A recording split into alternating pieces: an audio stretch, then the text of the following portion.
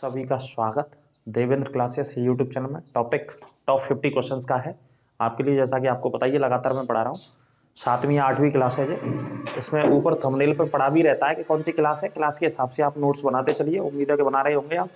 एक गागर में सागर एक तरीके से क्लास है, और एडवांस सेटिंग में जाकर क्वालिटी बढ़ा करके देखा करो, जिससे कि साफ दिखे आप लोगों को। और अपने दोस्तों और मित्रों के साथ देखने से पहले, स्टार्ट करते ही क्लास को शेयर कर दिया करो। सबसे पहले का काम ये किया करो आप, ठीक है। आज की क्लास में मैंने टॉप 50 क्वेश्चंस लिए हिस्ट्री के, और हिस्ट्री में लिए हैं 2 पार्ट से। और वो क्वेश्चन लिए हैं जो सबसे ज्यादा 99% एग्जाम्स में पूछे गए कहीं ना कहीं, है ना। इन्हीं क्वेश्चंस को, सिलेक्टेड क्वेश्चंस हैं ये। मिडिवल हिस्ट्री के लिए मैंने मध्यकालीन इतिहास के क्वेश्चंस हैं, और मुगल साम्राज्य के लिए हुए हैं इसमें, है ना। मुगल साम्राज्य और मध्यकालीन इतिहास के ही हैं इसमें, और इसके अलावा कोई टॉपिक मैंने जीएस का नहीं लिया है। तो अंदर तक क्लास में बने रहेंगे और शेयर कर देंगे। टॉप 50 क्वेश्चंस तो है, लेकिन बहुत सारे मोस्ट इंपोर्टेंट क्वेश्चंस हैं इसमें 2 पार्ट के। और खास तौर पर मध्यकालीन इतिहास का लिया है मैंने। मध्यकालीन इतिहास आप जानते ही हैं, गुलाम वंश से शुरू होकर के लोधी वंश तक मध्यकालीन इतिहास चला था भारत में, है ना। गुलाम वंश 1206 में दिल्ली में स्थापित होता है। हालांकि गुलाम वंश के व्यक्ति कुतुबुद्दीन ऐबक ने शासन लाहौर से चलाया था। उसके बाद आने वाला आराम शाह अयोग्य था। फिर उसके बाद उसका दामाद इल्तुतमिश बैठा, जिसे गुलामों का गुलाम कहा गया भारत के इतिहास में। मध्यकालीन इतिहास में कहा गया गुलामों का गुलाम। तो उसने शासन किया। तो भारत को, माफ कीजिए, दिल्ली को वास्तविक राजधानी बनाने वाला पहला शासक था इल्तुतमिश।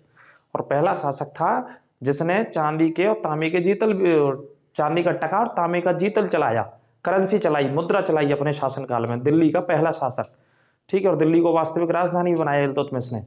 और इल्तुतमिश के समय में सबसे पहले सिंधु नदी के तट पर कुछ आक्रमणकारी भी आए, या देखे गए, यूं कह लीजिए मंगोल आक्रमणकारी, जिसमें चंगेज खान का नाम आमतौर पर हम पढ़ते हैं। तो अंत तक बने रहेंगे। शानदार तरीके से ये क्लास को नोट कर लेंगे और शेयर करेंगे अपने दोस्तों और मित्रों के साथ। तो देखिए, टॉप 50 क्वेश्चंस टॉपिक है हमारा। तो सबसे पहला पॉइंट मैंने लिखा है, नगाड़ा बजाने का शौकीन और निरक्षर। एकमात्र मुगल का शासक, ऐसा शासक था मुगलों में जो निरक्षर था, पढ़ा लिखा नहीं था। बहुत ही यूनिक और मोस्ट इंपोर्टेंट पॉइंट है, इसे छाप लेना बिल्कुल, ठीक है। और नगाड़ा बजाने का भी शौकीन था। आप जानते हैं नगाड़ा बजाते हैं ना, बहुत बड़े साइज का होता है। तो उसे बजाने का शौकीन और निरक्षर शासक जिसे कहा गया, उसे कहा गया अकबर को। अकबर के बारे में ये दोनों लाइन प्रचलित है और सबसे ज्यादा पूछा जाता है। पूरे मुगलों में बाबर से लेकर के लास्ट बहादुर शाह जफर सेकंड, जो अंतिम नवाब थे, जिनको अंग्रेजों ने गद्दी से हटा करके 1857 क्रांति के समय रंगून भेज दिया, मतलब म्यांमार भेज दिया, या बर्मा बोलते हैं उस देश को, वहां पे भेज दिया था। तो उन तक यदि बात करें तो एकमात्र निरक्षर शासक जो ना पढ़ा लिखा था, अनपढ़ शासक कह सकते हैं, वो था अकबर। और नगाड़ा बजाने का भी शौकीन था। संगीत का भी अपना अपना मजा लेते थे मुगल साम्राज्य वाले, पता नहीं कहाँ का मजा लेते थे, आगे आगे आपको बताएंगे। सम्राट अशोक का प्रश्न है। सम्राट अशोक को देवानाम और प्रियदर्शी, इन नामों से जाना गया इनके शासनकाल में, है ना। सम्राट अशोक के बहुत सारे नाम मिलते हैं, बहुत सारे इतिहासकारों के द्वारा, बहुत सारे यूनानियों के द्वारा अलग अलग नाम इनके दिए गए, लेकिन इनमें से कुछ 2 नाम है जो सबसे ज्यादा प्रचलित हुए, देवाना प्रिय और प्रियदर्शी, याद रखे ना, है ना। मौर्य वंश के राजा थे। इन्होंने एक लंबे समय तक शासन किया था मौर्य साम्राज्य के अंतर्गत। इनसे पहले थे बिंदुसार, और उससे पहले थे चंद्रगुप्त मौर्य। तो ये 3 सबसे योग्य और ताकतवर और प्रतापी शासक थे मौर्य साम्राज्य के भारत में, जिन्होंने शासन किया था। यदि मैं बात करूं तो मगध, 16 महाजनपद आपने पढ़े होंगे, और एक मगध का इलाका पढ़ा होगा। मगध मतलब राजगृह, राजगृह मतलब बिहार वर्तमान में। तो उस क्षेत्र में एक बहुत बड़े एरिया पे वो सेंटर हुआ करता था इनका। लेकिन शासन इनका इराक ईरान तक फैला हुआ था, बंगाल तक फैला हुआ था, पूर्व में जाएंगे तो उत्तर में कश्मीर तक, अफगानिस्तान तक फैला हुआ था, और दक्षिण में भी फैला हुआ था, ठीक है। तो ये नाम याद रखना सम्राट अशोक के। आगे बात करते हैं, गोलकुंडा का किला बड़ा फेमस है। गोलकुंडा का किला हैदराबाद में स्थित है, इतना ही याद रखना। 13वीं सदी में बनवाया गया था ये काकतीय वंश के द्वारा। एक वंश था काकतीय वंश, नए पुराने बच्चों ने पढ़ा होगा, नहीं पढ़ा होगा नोट करते रहिएगा। 13वीं सदी में काकतीय वंश ने बनवाया, लेकिन इसका पुनर्निर्माण कराया गया कुतुब शाही वंश के द्वारा। पुनर्निर्माण हुआ था 1325 में। 1325 में दोबारा से निर्माण हुआ इसका। कौन से वंश ने कराया? कुतुब शाही। इसे नोट कर लेना, कुतुब शाही वंश ने पुनर्निर्माण कराया था, ठीक है, गोलकुंडा का। 1529 की एक लड़ाई है जी, घाघरा की लड़ाई के रूप में जा पढ़ते हैं। घाघरा नामक स्थान, जगह, नदी, युद्ध के नाम से जाना जाता है। इसमें एक बाबर था, दूसरा महमूद लोदी था। ये बंगाल में लड़ाई हुई थी, बंगाल बिहार की सीमा पे, यूं कह लीजिए। ये युद्ध कहाँ हुआ था? बंगाल और बिहार की सीमा पे। बाबर ही जीता था इसमें। बाबर ने किसे हरा दिया था? महमूद लोदी को। हरा दिया था। ठीक है, घाघरा के युद्ध में वर्ष 1529 में, रट लेना इसको। बाबर ने मुगलों की स्थापना 1526 में की भाई साहब भारत में। 26 से लेके 4 साल तक रहा, ज्यादातर आगरा में जीवन उसने व्यतीत किया। इन 4 सालों में उसने 3-4 साल लगातार लड़ाई लड़ता रहा, हर एक दूसरे वर्ष में। 26 में पानीपत की लड़ाई लड़ी, 27 में भी खानवा की लड़ाई लड़ी, 28 में चंदेरी की लड़ाई लड़ी, और 29 में ये वाली घाघरा की लड़ाई लड़ी। ठीक है, और 30 में मर गया था आगरा में बाबर। बताते रहेंगे, आप चिंता ना करो। मोस्ट इंपोर्टेंट पॉइंट है, आप हाल फिलहाल इन्हीं को नोट करते चलो। ठीक है, टॉप 50 क्वेश्चंस जो बेटा एक तरीके से आपके एग्जाम की जबरदस्त तैयारी के लिए क्लास है। बाबरनामा एक पुस्तक है जो कि तुर्की भाषा में लिखी गई है, और इसको लिखने वाले हैं बाबर। ठीक है, बाबर का शासनकाल 1526 से 30 तक, 1526 से 30 तक बाबर का शासनकाल रहा। शासनकाल भी पढ़ लेना। बाबर ने भारत में काय की स्थापना करी? मुगलों की स्थापना करी, या मुगल राजवंश को स्थापित किया बाबर ने। ये तुर्की भाषा में लिखी गई थी। वैसे मुगलों की जो भाषा थी वो कौन सी थी? फारसी थी। मुगलों की राजकीय भाषा फारसी थी, लेकिन बाबर ने किताब को तुर्की में लिखा। अगला पॉइंट देख लेते हैं, जौनपुर और फिरोजाबाद। जौनपुर और फिरोजाबाद की स्थापना का श्रेय जाता है FST को, फिरोज शाह तुगलक। किसने स्थापना करी भाई साहब? फिरोज शाह तुगलक ने इन दोनों शहरों को लिखा है मैंने। मोस्ट इंपोर्टेंट है, जौनपुर और फिरोजाबाद पूछे जाते कई बार। वैसे लगभग 3 से नगरों की स्थापना करी थी इन्होंने, फिरोज शाह तुगलक ने, FST ने, जो कि तुगलक वंश का शासक था। तुगलक वंश का शासक था जिसने ब्राह्मणों पर जजिया कर भी लगाया था। दिल्ली का एकमात्र शासक सॉरी जिसने ब्राह्मणों पर जजिया कर लगाया था, नोट कर लेना, फिरोज शाह तुगलक ने ही लगाया था। ठीक है, आगे बात करते हैं। देखो, अलाई का दरवाजा, ये एक दरवाजा, एक बिल्डिंग है, जैसे बुलंद दरवाजा ऐसे अलाई का दरवाजा है। ठीक है, 1000 खम्भों का महल है ना, 1000 सितूनों का महल भी बोलते हैं इसे, खम्भे की जगह ये शब्द भी आ सकता है, 1000 सितून का महल। मैंने खम्भ लिख दिया है थोड़ा समझाने के लिए, सितून शब्द भी आता है। और सीरी का किला, इन सभी को निर्माण करने का श्रेय अलाउद्दीन खिलजी को जाता है इतिहास में। ये सभी के सभी किसने बनाए? अलाउद्दीन खिलजी ने, जो कि 1296 से लेकर के 1325 तक समथिंग शासनकाल में अलाउद्दीन खिलजी रहा था। अगर शासन, हाँ 1296 से 1316, 1296 से 1316 का शासनकाल था अलाउद्दीन खिलजी का दिल्ली में। शासनकाल भी लिख लेना, कई बार पेपरों में शासनकाल आते हैं। तो एक ही पॉइंट में मैंने कवर किया हुआ बेटा सभी को। ये प्रश्न पूछे गए अलग अलग परीक्षा में, लेकिन मैंने एक ही लाइन में कवर किया है आपको, इनको रट लेना और सभी को लिख लेना। निर्माण कराने वाले शासक बेटा कौन थे?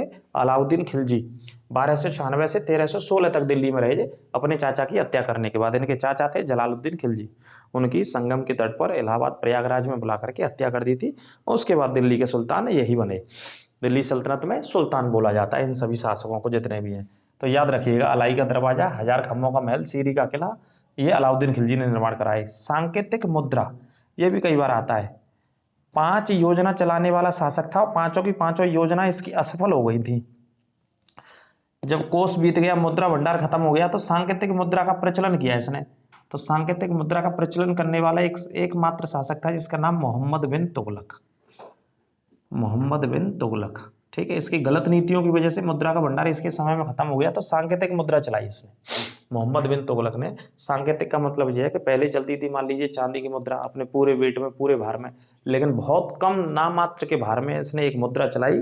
कोशिश कर रहा था शासन को चलाने की, लेकिन चल नहीं पाया, इस वजह से असफल योजना रही।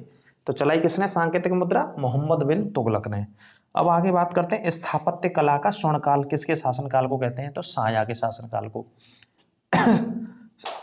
1600 अगर बात करें तो 27 से शुरू होंगे जे, और 1658 तक जाते हैं शासन में। 1627 से 1658 शाहजहां का शासनकाल। गोल्डन टाइम बोलते हैं, इतिहासकार क्या बोलते हैं इनके शासनकाल को? स्वर्णकाल कहा भैया शाहजहां का। क्यों?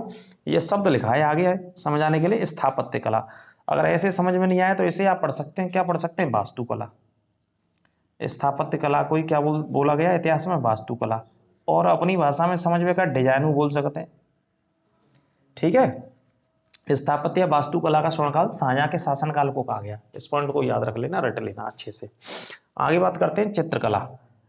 चित्रकला अब क्यों कहा गया ये बता दें, जो नए बच्चे क्लास को देख रहे हैं, जुड़ रहे हो, पुराने बच्चों को रिविजन है कि दुनिया में जब शाहजहां शासनकाल में था, भारत में था, दिल्ली में था या आगरा में रहता था ज्यादातर समय, तो इसने अपने समय में जो इमारतें बनाई उनकी एक यूनिक, या आप कह सकते हैं कि अलग, इससे आने वाले पहले के शासकों या आने वाले बाद के शासकों पर कोई भी साया के जैसा निर्माण नहीं करा पाया, उस समय की जैसी वास्तुकला का निर्माण नहीं करा पाया जो साया करवा के गया।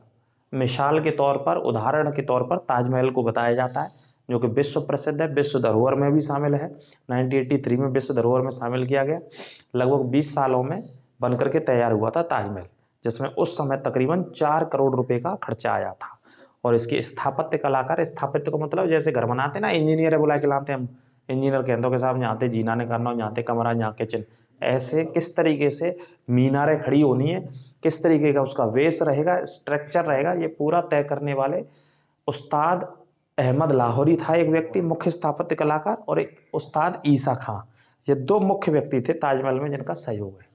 ठीक है, ये पॉइंट याद रखना। इस वजह से इसके अलावा दिल्ली का लाल किला का भी निर्माण, जहां प्रधानमंत्री झंडा फहराते हैं, शाहजहां ने ही करवाया था। तो यूनिक बिल्डिंग्स हैं, इमारत हैं, मॉन्यूमेंट्स हैं जो किसने बनवाई, शाहजहां ने। इस वजह से स्वर्ण काल बोलते हैं शाहजहां के शासनकाल को, रट लेना मुगलों में। चित्रकला, सबसे अच्छी चित्रकला होती, इमारतों पर ही चित्रकला होती थी, वो किसके शासनकाल में, जहांगीर के शासनकाल में। तो चित्रकला का स्वर्णकाल जहांगीर के शासनकाल को कहते हैं। ठीक है, जो कि रहता है 1605 से 1627 तक। ये शासनकाल जहांगीर का था, 1605 से 1627। जहांगीर के इस शासनकाल में भारत में अंग्रेजों ने पहली फैक्ट्री लगाई, पहली व्यापारिक फैक्ट्री लगाई। कैप्टन हॉकिंस आने वाला पहला व्यापारिक यात्री था जो सूरत आया था, आगरा में उनसे मुलाकात करी थी कैप्टन हॉकिंस ने, जिसे खान की उपाधि से सम्मानित किया था जहांगीर ने, क्योंकि वो अच्छा ज्ञाता था अंग्रेजी के अलावा फारसी भाषा का, अरबी भाषाओं का, आमतौर पर फारसी भाषा, क्योंकि मुगलों में जो भाषा प्रचलित थी वो फारसी भाषा प्रचलित थी, उसी में वो तर्जुमा कराते थे ग्रंथों का, किताबों का। ठीक है, न्याय की जंजीर के लिए ये प्रश्न बहुत आता मुगल साम्राज्य से। न्याय की जंजीर, न्याय देते थे एक जंजीर के माध्यम से, कौन देते थे, जहांगीर देते थे। ये न्याय की जंजीर जहांगीर ने कहाँ पे स्थापित कराई, आगरा किले में। कहाँ पे स्थापित कराई थी, आगरा किले में। ये जंजीर थी, एक हिस्से से दूसरे हिस्से पर इसे स्थापित किया गया था, टांगा गया था एक तरीके से। इसमें 60 या कुछ इसके आसपास घंटियां थी। तो जहांगीर जब भी दरबार में बैठता था आगरा किले के अंतर्गत, तो उस जंजीर को हिला करके न्याय देता था लोगों को जो दरबार में आते थे जहांगीर के शासनकाल में। इस वजह से जहांगीर न्याय की जंजीर के लिए जाना गया है, और न्याय की जंजीर आगरा में ही स्थापित कराई थी। ठीक है, छाप लेना, नोट कर लेना। शासन था 1605 से 1627। जहांगीर के शासनकाल को चित्रकला का स्वर्णकाल कहते हैं। न्याय की जंजीर के लिए भी जाना जाता है। जहांगीर के ही शासनकाल में पुर्तगालियों के द्वारा तंबाकू की खेती का प्रचलन शुरू हुआ। ये बहुत सारे पॉइंट हैं जो जहांगीर के शासनकाल से आते हैं। जहां का मतलब होता है विश्व, गिर का मतलब होता है जीतने वाला। जहांगीर, जिसने दुनिया को जीत लिया, ऐसा शाब्दिक अर्थ है जहांगीर के नाम का, जिसके बचपन का नाम सलीम था। ठीक है, ये भी कमेंटेटरी नोट कर लिया करो, जो हम कमेंटेटरी कर रहे हैं बेटा, भाई तो क्वेश्चन फंस जाएंगे तुम्हारे पेपर में। नहरों की बात कर रहे हैं, नहरों से सिंचाई के माध्यम से भैया खेतन तक पानी पहुंचाते। तो नहरों का जो निर्माण किया सबसे पहले भारत में, वो गयासुद्दीन तुगलक ने किया। भारत में नहरों को निर्माण करने का श्रेय या नहर खुदवाने का श्रेय जो पहला शासक रहा भारत का, वो रहा गयासुद्दीन तुगलक। सबसे पहले श्री गणेश नहरों का इसी ने कराया। ठीक है, नहर खुदवाई। अब नहरों में पानी कहाँ से आता, नदियों से, है ना। जहां नदियों का पानी नहीं जा पाता, नदियां तो अपने एक रास्ते में बहती हैं, तो नदियों से बीच बीच में से, उनके रास्तों में से क्या निकाली जाती है, नहर निकाली जाती है। किसके लिए, सिंचाई के लिए, पानी पहुंचाने के लिए किसानों के खेतों तक। तो ऐसा नहरों का निर्माण सबसे पहले किसने कराया, गयासुद्दीन तुगलक ने। अगर प्रश्न ऐसे आ जाए कि भारत में सबसे बड़े स्तर पर नहरों का जाल किसने बिछाया, सबसे ज्यादा नहरों का निर्माण किसने कराया, नहरों का विस्तार किसने कराया, तो फिरोज शाह तुगलक उत्तर आता है, FST ने। FST ने इसी क्रम को आगे बढ़ा दिया था, लेकिन शुरुआत कौन करके गया, गयासुद्दीन तुगलक। ठीक है, एक कैलेंडर आता है इलाही सम्मत कैलेंडर, किसने चलाया, कौन से मुगल शासक ने चलाया, इलाही सम्मत। तो इलाही सम्मत चलाने वाला जो शासक था वो था अकबर। ये कैलेंडर था। और दीन इलाही, ये एक धर्म था। दीन इलाही बहुत मोस्ट इंपोर्टेंट है, जो कई बार परीक्षाओं में पूछा जाता है।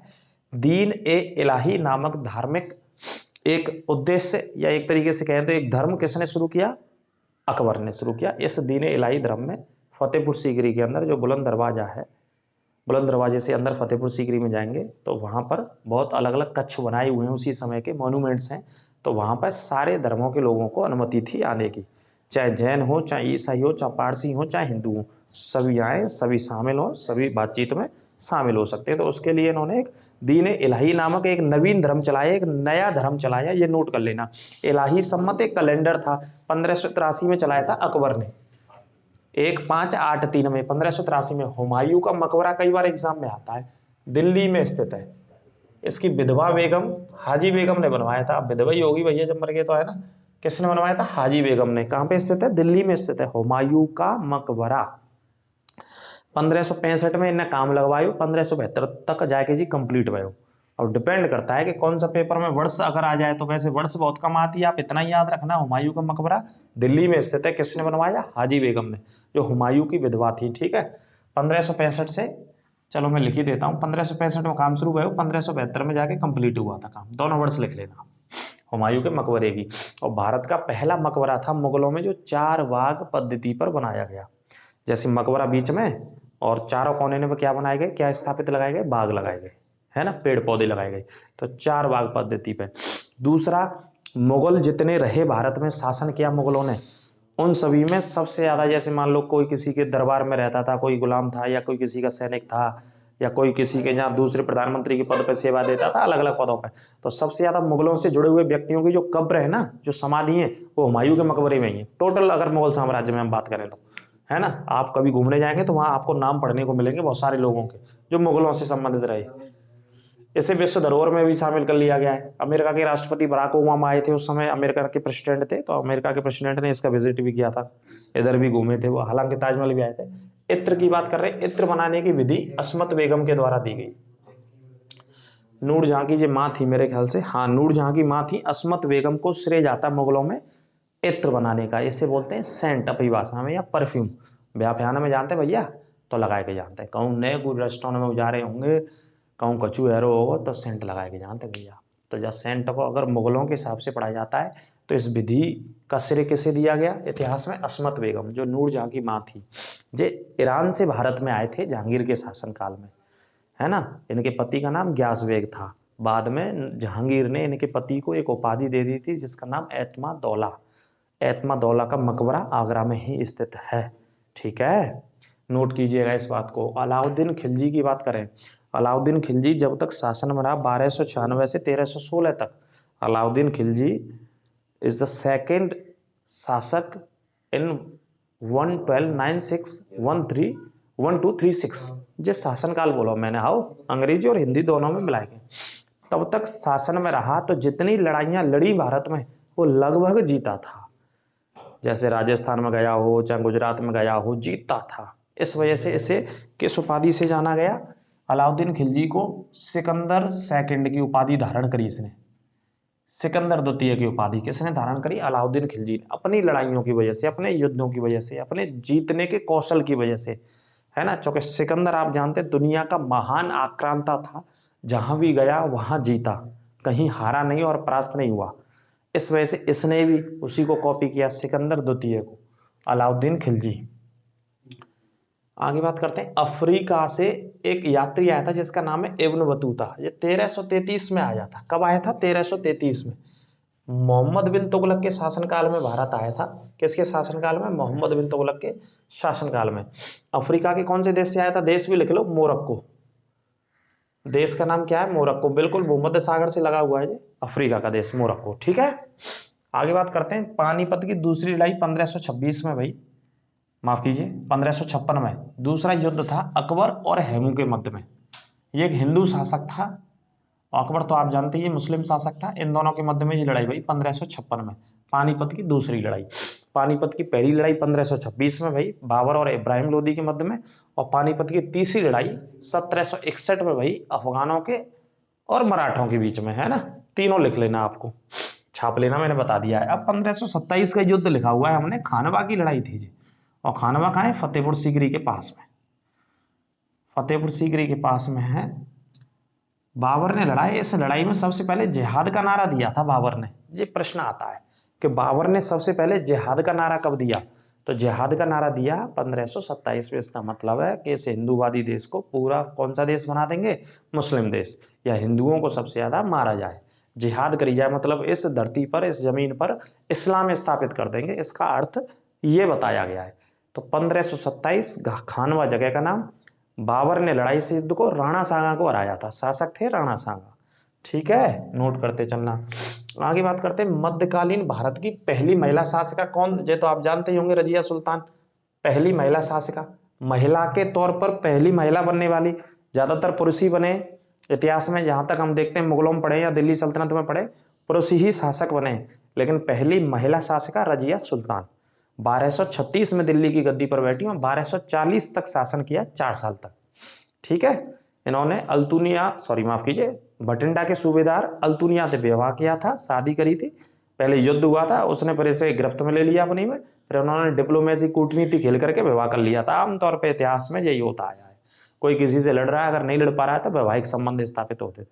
फिर बहराम शाह इन्हीं के इसका रजिया सुल्तान के भाई ने इन दोनों की हत्या कर दी थी एक युद्ध के दौरान, करनाल के आसपास के इलाके में, हरियाणा के पास में। ठीक है, तो पहली महिला शासिका रजिया सुल्तान 1236 से 40 तक शासन में रही। दिल्ली की पहली महिला शासिका, आंसर रजिया सुल्तान। मध्यकालीन भारत की पहली महिला शासिका, आंसर रजिया सुल्तान। या भारत के इतिहास में पहली महिला शासिका, उत्तर रजिया सुल्तान, जो किसकी पुत्री थी, इल्तुतमिश की पुत्री थी।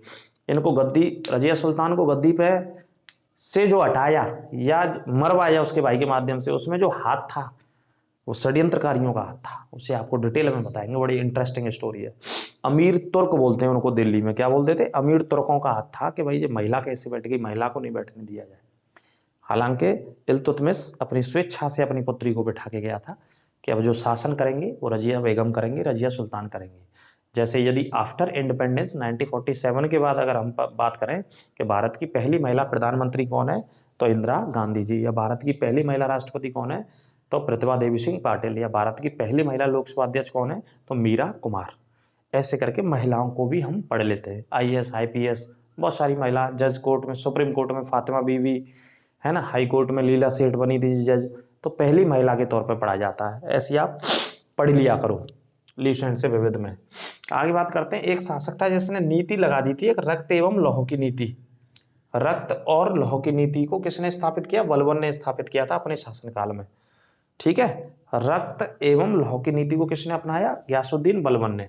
गयासुद्दीन बलबन इसका पूरा नाम था। 1265 से 1286 तक शासन किया था इसने, 1265 से 1286 तक शासनकाल था बलबन का। ठीक है, गयासुद्दीन बलबन इसका नाम था, नोट कर लीजिएगा, शासनकाल भी साथ साथ। अपने आप को ईश्वर भी घोषित किया बलबन ने, ये पॉइंट भी आता है कई बार। दिल्ली का पहला सुल्तान जिसने अपने आप को खुदा की या ईश्वर की या भगवान की अपनी आपको छाया बताया, तो वो बलबन था। ईश्वर घोषित करने वाला बलबन था, या भगवान घोषित करने वाला बलबन था। अपने आप को जनता का क्या घोषित कर दिया कि हम ही भगवान है, करो पूजा हमें। किसने, गयासुद्दीन बलबन ने। और अपने आसपास के राज्यों के राजाओं के लिए जो आक्रमण करते थे दिल्ली पे, उनके लिए एक नीति लगा दी, रक्त एवं लौह, खून का बदला खून से लिया जाएगा। यदि कोई आक्रमण करता है उस पर भी उल्टे में आक्रमण किया जाएगा, है ना, क्रिया की प्रतिक्रिया होगी, न्यूटन का तीसरा रूल कहता है फिजिक्स में। तो ये क्रिया की प्रतिक्रिया करवाई साहब ने रक्त एवं लौह की। रक्त एवं तलवार की नीति आ जाए तो वो अलाउद्दीन खिलजी ने लागू करी। लौह शब्द बलबन से जुड़ा है पीछे, और रक्त एवं तलवार वाली भी ये सेम, ये अलाउद्दीन खिलजी के शासनकाल में। जजिया कर कई बार आता है कि जजिया कर को किसने समाप्त किया 1564 में, तो जजिया कर को समाप्त किया 1564 में अकबर ने। जो कि कहा गया इसके बारे में एक गैर धार्मिक कर था, मतलब धर्म से कोई लेना देना नहीं था इसका, ऐसा इतिहास में लिखा है। वैसे धर्म से ही लेना देना था यहाँ तक मुझे लगता है, क्योंकि मुस्लिम समुदाय को छोड़ करके हिंदू समुदाय से वसूला जाता था ये टैक्स सबसे ज्यादा, तो इसे एक धार्मिक कर के रूप में हम शामिल कर सकते हैं। तो 1564 में खत्म कर दिया किसने, अकबर ने। अकबर ने खत्म कर दिया, कोई टैक्स नहीं लिया जाएगा जजिया कर। दास प्रथा को खत्म किया 1562 में अकबर ने।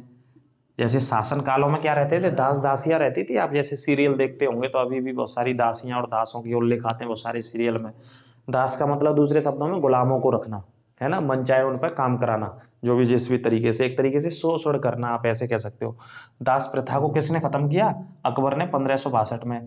तीर्थ यात्रा कर को भी खत्म किया 1563 में। टैक्स भी चल रहा था भारत में, इससे पहले लगा के गए थे जो भी शासक रहे होंगे। तीर्थ यात्रा, यदि आप मथुरा जाएंगे, आप काशी बनारस जाएंगे, आप कहीं और दर्शन करने जाएंगे तो आप पर टैक्स लगेगा यात्रा करने पर, तो ये भी टैक्स खत्म किया। तो अकबर ने ये तीनों चीजों को खत्म कर दिया अपने शासनकाल में। ठीक है, नोट कर लेना अकबर के शासनकाल की इन घटनाओं को। चांदी का टका और तांबे का जीतल चलाने वाला दिल्ली का पहला शासक था इल्तुतमिश। पहला शासक कौन था भाई साहब, इल्तुतमिश था। जो कि कुतुबुद्दीन ऐबक के बाद गद्दी पर बैठा था। जब कुतुबुद्दीन ऐबक की 1210 में घोड़े से गिरकर चौगान खेलते हुए मृत्यु हो गई तो आराम शाह आया। आराम शाह के बाद इल्तुतमिश आए। ताकतवर और शक्तिशाली शासक इल्तुतमिश थे। तो इन्होंने अपने दरबार में, अपने शासन में दिल्ली को राजधानी बनाकर सबसे पहले एक मुद्रा चलाई, करेंसी चलाई अपने शासन में। कौन सी करेंसी चलाई भैया? चांदी का टका और तांबे का जीतल। पहला शासक था दिल्ली का, चूंकि ऐबक के विषय में उल्लेख नहीं है ना आराम शाह के विषय में, इन दोनों के विषय में ना। इससे पहले अगर बात करें हम तो जैसे वंश के तौर पे तो उन्हें नहीं पढ़ते हैं, जैसे महमूद गजनवी आया, मोहम्मद गौरी आया, है ना, ये लोग तो आए आक्रमणकारी और वापस चले गए। तो इल्तुतमिश को याद रखिएगा। भारत में पहला मंगोलों का आक्रमण 1221 में हुआ। सिंधु नदी के तट पर देखे गए थे मंगोल, और मंगोलों में कौन आया था? चंगेज खान आया था आक्रमण करने। कौन सी नदी के तट पर? सिंधु नदी के तट पर, पश्चिम भारत में, है ना। पश्चिम भारत बोले तो सिंध प्रांत। कौन से प्रांत में? सिंध प्रांत लिख लेना। इल्तुतमिश की बात है रही है यहाँ, इल्तुतमिश के शासनकाल में। आगरा शहर की स्थापना का श्रेय 1504 में आगरा सिकंदर लोदी ने स्थापित किया। आगरा तो भैया रट लेना, अच्छे से पढ़ लेना और रट लेना, पूछा ही जाता है। सिकंदर लोदी ने आगरा को स्थापना करी थी। अच्छा देखो, नगद वेतन, बाजार नियंत्रण प्रणाली, मतलब बाजार में कीमत नहीं बढ़ेगी, महंगाई नहीं बढ़ेगी, ऐसी व्यवस्था। सैनिकों का हुलिया, जो सैनिक रहेंगे, सेना रहेगी, वो विशेष ड्रेस में रहेगी। जैसे हमारी सेना यूनिफॉर्म में रहती है कि नहीं रहती है, अलग अलग, एयरफोर्स की अलग है, नेवी की अलग है, आर्मी की अलग है, पैरामिलिट्री फोर्सेस की अलग है, सभी की, है ना, अलग अलग स्टेट्स की अलग है, पुलिस की। तो यूनिफॉर्म को एक स्थापित करने वाला व्यक्ति, पहला शासक कौन था? अलाउद्दीन खिलजी। सेना को नगद वेतन देने वाला पहला शासक अलाउद्दीन खिलजी। बाजार नियंत्रण, आर्थिक व्यवस्था को सही करने वाला, मूल्यों को नहीं बढ़ने देने वाला पहला शासक अलाउद्दीन खिलजी था। ठीक है। और सैनिकों को हुलिया स्थापित करने वाला, रखवाने वाला शासक अलाउद्दीन खिलजी था। अब दिल्ली में सबसे पहला वंश कौन सा आया? गुलाम वंश। ये भी लिख लेना, कई बार इससे क्वेश्चन सही होंगे आपके। पहला गुलाम वंश था, दूसरा खिलजी वंश, तीसरा तुगलक वंश, चौथा सैयद वंश और पांचवा और अंतिम था लोदी वंश। तो दिल्ली सल्तनत में 5 वंशों ने शासन किया है। कितने वंशों ने? 5 वंशों ने। तो ये क्रम भी लिख लेना, पहला गुलाम वंश था, दूसरा खिलजी वंश था, तीसरा तुगलक वंश था, चौथा सैयद वंश और पांचवा और अंतिम लोदी वंश। अब इन्हीं में एक प्रश्न यूनिक रहता है कि भैया इनमें अफगान वंश कौन सा था, जिसकी जड़ें, जिसका संबंध वहाँ की एक शाखा से था, वहाँ के एक स्थान से था। तो साहू खेल नामक एक शाखा थी जो कि अफगान से संबंधित थी, अफगानिस्तान से संबंधित थी। तो अफगान शासक इनको बोला जाता है कि इनको लोदी वंश वाले लोगों को। लोदी वंश में 3 शासक रहे। सबसे पहला बेहलोल लोदी था, जिसने स्थापना करी लोदी वंश की। बेहलोल लोदी के बाद इसमें सिकंदर लोदी था, जो दूसरा शासक था जिसने आगरा की स्थापना करी। और तीसरा इब्राहिम लोदी था, जिसको 1526 की पानीपत की पहली लड़ाई में बाबर जब एंट्री करता है इधर, तो हरियाणा के पानीपत के अंदर मार दिया जाता है। किसको मार दिया जाता है? युद्ध के मैदान में ही मार दिया जाता है इब्राहिम लोदी को, बाबर के द्वारा। बाबर ने पहली बार भारत के इतिहास में इस लड़ाई में तोपों का इस्तेमाल किया था। हालांकि इससे पहले बाबर जब अफगानिस्तान से या मध्य एशिया से भारत में प्रवेश किया, उसका जन्म तो ट्रांसिया का ना एक प्रांत है, वहीं हुआ था। उसके पिता का नाम उमर शेख मिर्जा था। पिता अलग वंश थे, माता अलग वंश थी। तो दोनों वंशों को, एक वंश को उसने जो माना इंडिया में, वो चगताई वंश को माना, है ना। अपने शायद, आई थिंक, अगर मैं गलत नहीं तो माता के वंश को प्राथमिकता दी बाबर ने। खैर वो एक लंबा विषय है, अलग अलग 50 क्वेश्चंस में हम आपको सारे क्वेश्चनों को कवर कर देंगे, आपके होने वाले पुलिस के पेपर से पहले और होने वाले दिल्ली पुलिस के पेपर से। और ये गारंटी है मेरी कि जो 50 क्वेश्चंस मैं पढ़ा रहा हूँ इससे ही कवर हो जाएंगे आपके बहुत बेहतरीन तरीके से, है ना। किसी भी पेपर की आप तैयारी कर लेना, इवन यहाँ यूपीएससी तक जो मैं आपको पढ़ा रहा हूँ, जो मैं क्वेश्चंस लेकर के आ रहा हूँ, जो रिसर्च करके आ रहा हूँ। आपकी जिम्मेदारी इतनी है कि आप चैनल को ज़्यादा से ज़्यादा, क्लास को ज़्यादा से ज़्यादा शेयर और सब्सक्राइब करवाइए अपने दोस्तों के माध्यम से, मित्रों के, सोशल मीडिया के माध्यम से। इसी तरीके से आपको क्लास मिलती रहेंगी और पढ़ते रहिए पूरी ईमानदारी से। और ख्याल रखिए अपना, अगली क्लास में फिर आपसे मुलाकात करेंगे। नमस्कार।